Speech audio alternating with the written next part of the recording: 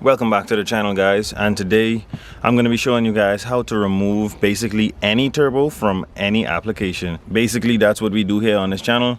We install parts, take parts off, drive the cars, basically that kind of stuff. If you're interested in following what I'm doing here, make sure to hit that subscribe button, hit the like button, and let's get into today's video.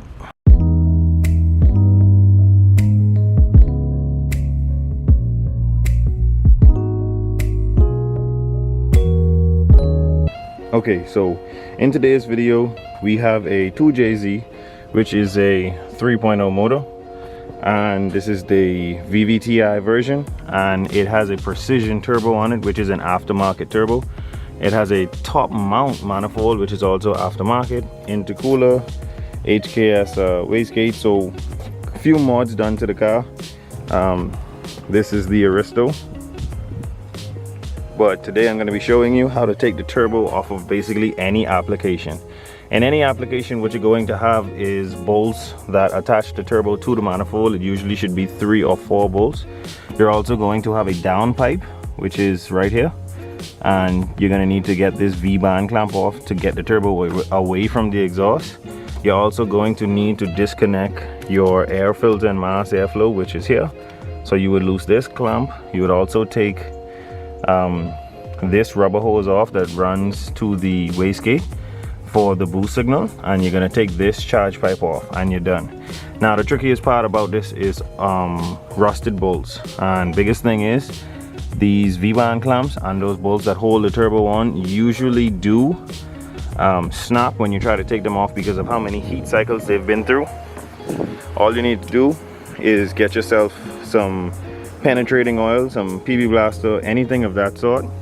Spray it on the bolts, spray it on that V-band clamp, and you should be able to loose everything up. So what I'm going to do now is set up my camera where I don't have to hold it, and then I'll start by taking off the blanket, spraying penetrating oil on the bolts, giving it about 5 minutes of time to set in, and then we're going to start taking off the exhaust bolts off of the turbo. Like I said, I'm going to start by removing this blanket or this cover, and it has a little spring on it that holds it in place. So I'm just gonna pull that spring off, and I should be able to lift it up. There you go. It's a bit beaten. You see a little bit of the material burnt away. Okay, so now that that's off, what we're gonna do is spray up these bolts with the penetrating oil. Not too much, but just enough that it wets what it's trying to loose. Those bolts in the back are gonna be a bit tight to get to,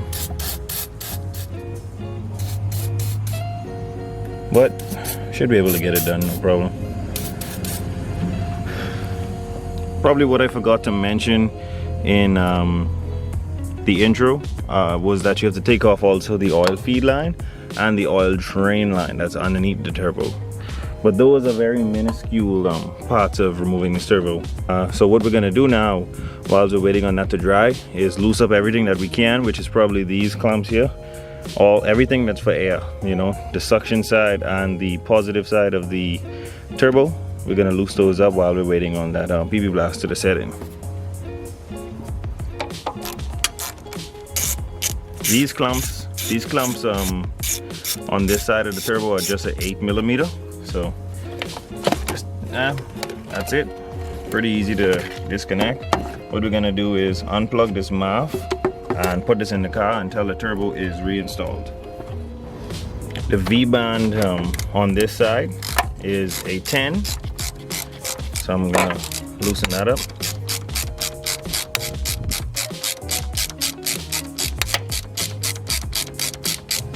Should be loose enough now. Nope, still too tight.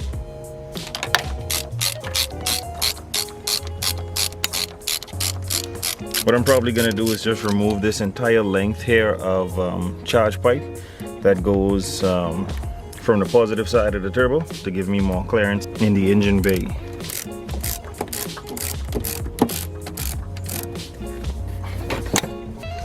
Alright, and this is the piece of charge pipe that had the HKS blow off on it. We removed it to give us more clearance when dealing with the turbo. Now we're going to be removing this oil feed line. This is a 1/2 inch that's holding it on. Pretty easy to come off. I don't know if it's this bottom section or what, but there we go. Just keep unscrewing it until they get it loose. And basically what I do with these oil feeds until I reinstall the turbo is I put it into the oil drain, just so in case anyone starts it or if there's any oil still left in the lines, it'll just drain back into the base pan. So that's the oil feed. I'll just tuck it away in the back for now. And what we're going to do is try and loose this V-band clamp now.